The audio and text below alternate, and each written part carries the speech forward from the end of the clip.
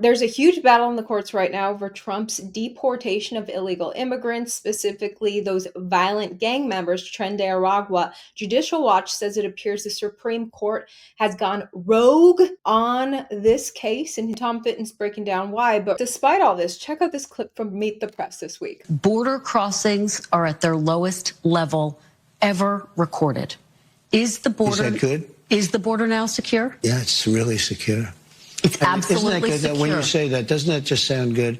After being abused for years by an incompetent president that allowed people to pour through an open border, criminals from all over the world, murderers and insane people from mental institutions and insane asylums. Isn't it a beautiful thing when you say it's the most secure it's ever been in the history of our country? Isn't that a nice statement? Now, in March, Trump had invoked the Alien Enemies Act of 1798 as a way to expedite the removal of the Tren de Aragua violent gang members. The Supreme Court originally facilitated that, but then in April, they did a rushed midnight ruling to stop the deportation of these, as Trump's calling them, terrorists, these Tren de Aragua violent gang members.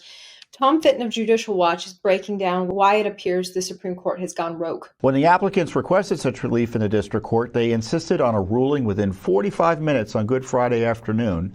And when the district court did not act within 133 minutes, they filed a notice of appeal, which the district court held deprived it of jurisdiction. It is doubtful that this aborted effort satisfied the federal rules of appellate procedure. So you set a court up, demand that they rule within a specific time, and you get an automatic appeal if they don't follow your timeline?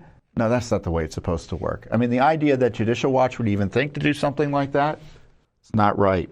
When this court rushed to enter its order, the Court of Appeals was considering the issue of emergency relief. This is important, and we were informed that a decision would be forthcoming.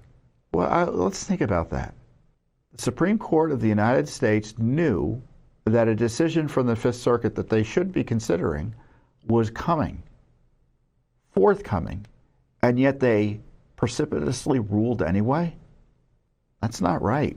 That raises an ethics issue as far as I'm concerned as to what happened.